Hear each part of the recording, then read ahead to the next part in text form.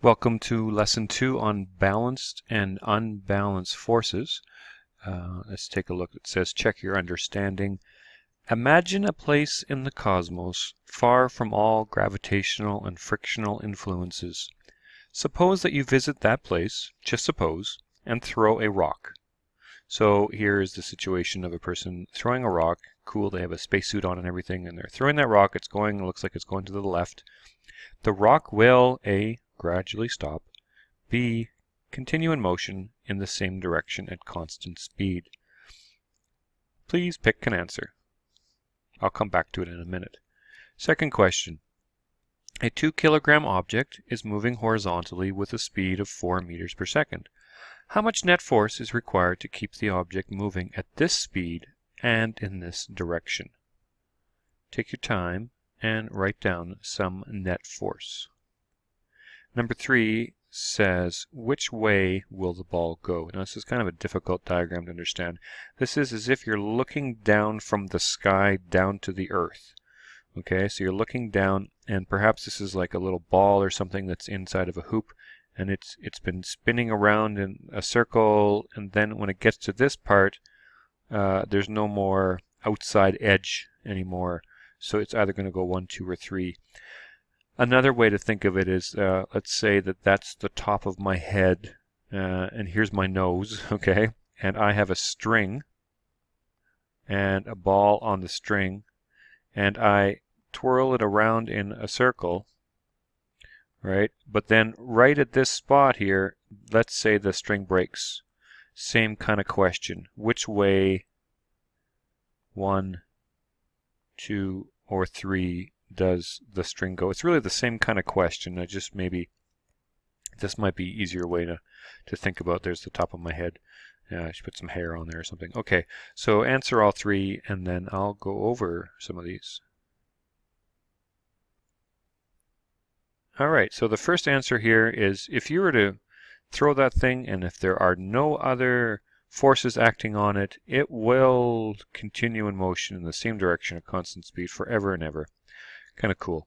Second one asks, how much force is required to keep it moving? The answer is no force. Or you could be specific. You could say 0 newtons of force. Which way will the ball go? The answer is, well, at that point, when something's going in a circle, when something's going in a circle, at that point, the direction it's going is tangent, right? So if you were to imagine this is the radius, that's 90 degrees. So right now the ball's going this direction, and if suddenly there's no outside edge to supply a push to keep it turning, it's going to keep on going straight. It's going to keep on going whatever it was. So regardless if you're answering this question here, which way will this ball go, or if I'm twirling a ball on a string and the string breaks, here it would keep on going as well. The answer is 2. All right, so all 3 examples can be answered by using Newton's first law. I'm going to just pause it for a second, or I guess no, you should pause it for a second, and please see if you can remember how to complete Newton's first law in there. No, go ahead, write something in there. Okay, I'm going to write my version in 3, 2, 1. And ta-da, here's my answer. An object in motion stays in motion. An object at rest stays at rest unless an unbalanced force acts upon it. Okay, so you can look at an object and you can say, the first question you could say, is it going at a constant velocity? So you say constant I got an extra S in there. I'll be back up. Constant velocity, question mark. And if the answer is yes, that's what this situation. If it's in motion, it stays in the same motion, that's constant velocity. If it's at rest, stays at rest, that's constant velocity. That means that there is either balanced forces or no forces. This might look like an object with no forces looking on it. It might look like object with balance forces like this, or even Here's another example of unbalanced forces. And sometimes I like to show, hey, this is the same length as that. This is the same length as that, and these two are the same length as that. So these are examples here. These are balanced forces, right? Those ones are all balanced forces, and this one is an example of no force, right? No force. There's just the object, but all of those are constant velocity. So that's what that looks like if it's constant velocity. If I say no, there's not constant velocity, that means that there are unbalanced forces. What could that look like? That could look like, well, a single force looking this way, right? Or we could have a small force this way and a larger force that way, right? Or we could just have a force going down. In any case, any situation where they don't all add up to zero, where they don't cancel each other out, okay? What does constant velocity no look like? What does that really mean? That means that there is acceleration of some type. All right, so let's take a look at this here. First, some examples of balanced forces. And here's an interesting word. You probably heard it before, equilibrium.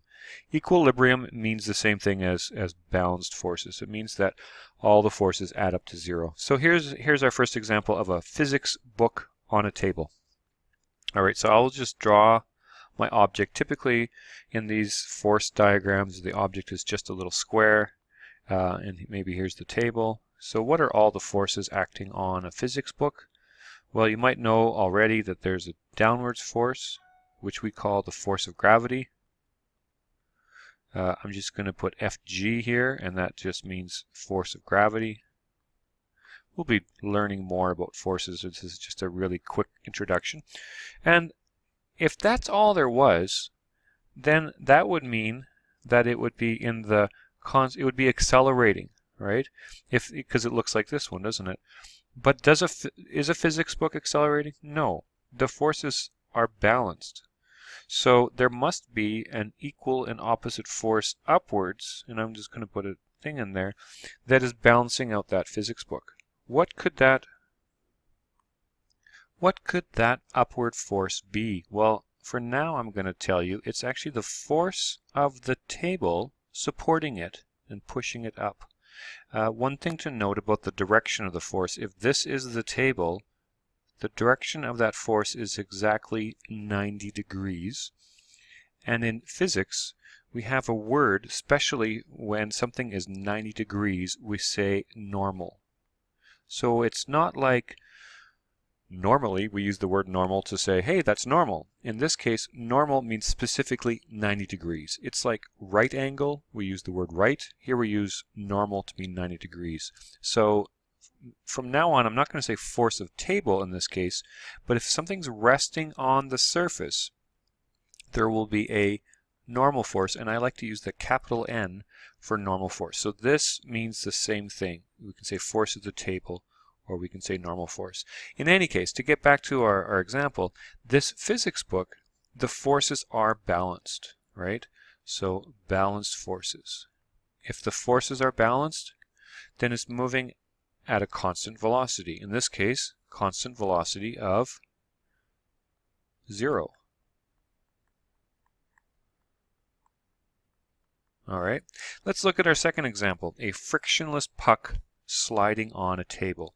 So a puck is just an object here. So there's my object, and it's moving to the right. Okay, so let's consider the forces acting on it. Well, I will still have that same force of gravity downwards, and I will still have that upwards force. Remember what I'm going to call it, the normal force, because it's 90 degrees. There is no friction on it. So even though it's sliding to the right, this is a snapshot while it's moving to the right. If I did an oil drop diagram, it would be equal drops to the right like that. There is no friction that's holding it back, and we're done. We don't actually have to add any more forces. These two are going to be equal. So I'm going to add those little ticks in there. So it's interesting how the physics text and the frictionless puck, the free body diagram, looks exactly the same. Moving on to a third one, it says, make up a description for this object. Well, How about I'm going to say, how about, oh, that doesn't look horizontal. I'll do another horizontal table, and I'll put another object on there. But let's say that I'm pushing the physics text. Mr. Spicer pushes book at constant velocity. So there's a force of Mr. Spicer. Let's say that it's moving this way and I'm pushing it to the right.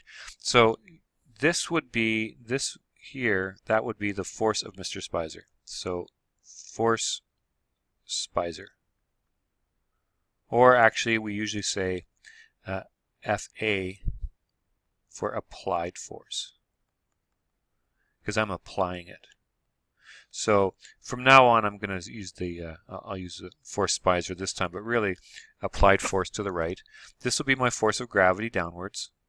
This will be the table supporting it. That's the normal force. And then the one that's, this isn't frictionless. This one actually does have some friction. So this and this force will be the same amount, and these two forces will also be the same amount in order for them all to cancel out. And how do I know they're canceling out? Because I said constant velocity. If it's going at constant velocity, then the sum of all the forces must be 0. All right, moving on to our next section here. It says unbalanced forces. Well, how about a physics book sliding on the table with friction? Okay, so I'll take my, oops, sorry, something happened there. I'll be right back. How about if I take my free body diagram here, and I've got force of gravity downwards. I have my normal force upwards. And if it's moving to the right, there'll be a friction force that pushes against that, opposes that motion. So here's a force, there's a force. So what would that look like? It would look like it's sliding to the right, but slowing down. Okay.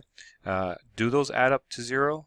No, that's unbalanced. Right? So unbalanced. So there's acceleration. In this case, it's accelerating to the left because that's where the extra force is. How about a ball dropped from the top of a building? All right, so yeah, I don't know, here's a building, and I'm dropping this ball over there. To draw the diagram, I'll make the ball look like a box again. There is a force of gravity on that ball, but it's not resting on a surface. Okay, it's not on a table or anything like that, so there's no support force that's pushing back up on it. So that's it. This is the entire diagram of all the forces acting on a ball dropped from the top of a building. So what's going to happen? It's going to be accelerating downwards. Are they balanced? No. What about this object? Balanced or unbalanced? Well, it seems to me that those two are about equal, but the horizontal forces are not equal. So I would say unbalanced. Another way of saying that is not constant velocity. Acceleration. Which way is it accelerating? If you just said out loud to the right, you are correct. Here comes a trick question. Which way is it moving? The answer is, we have no idea. It could be moving right, it could be moving left, it could be moving up and down at the same time. All we know that it's changing to the right. So if it started at rest, it's going to be speeding up to the right. If it started to the left, it's going to be slowing down. All right. The last bit of this, I'm really just going to help you out with the worksheet that's coming up because it's a little bit complicated. So there's a fellow by the name of Lookout Below, and he drops an approximately 5 kilogram box of shingles, and we're going to say that the weight of this is 50 newtons. So by the way, this weight of 50 newtons is really the same thing as saying that the force of gravity, it's the same thing as weight, is going to be equal to 50 newtons. Okay, and he's going to drop this box of shingles off the roof of his house into the swimming pool below. So this oil drop diagram, this is where he drops it. This is where the water is, and it enters the water. Okay, so I'm going to say that this is kind of segment A, just to organize our thoughts, and this is segment B here. And so what would the forces look like? So while it's in the air falling, it's really the same as, did we have that, it's really the same as this, isn't it? It's just like a ball being dropped. In this case, it's shingles being dropped. So at this point, here's what we have. We have this force of gravity, and we know it's 50 newtons, right? Downwards. So the whole time here, this looks good because it's speeding up. It's accelerating downwards, right? It's speeding up in the downwards direction as it's moving downwards. How about B? In part B here, we still have a force of gravity downwards, but if we read the text here, it says, upon encountering the pool, and this is the pool, the water hits there, the box encounters a 50 Newton upward resistance force. It's like the force of the water pushing back up on it. So here, I'm going to go up here. I'm just going to call this force of water for a better term. Now this one was 50, and this one is 50. So those are equal. Okay, so it says here, which one of the velocity time graphs best describes the motion of the box? I'm not going to do it for you. I'm just going to get you started. The first thing I'm going to mention to you is that these are velocity time graphs, not position time graphs. And the other thing I'm going to mention is it really makes most sense if you think that this way is downwards, and down is negative and up is positive.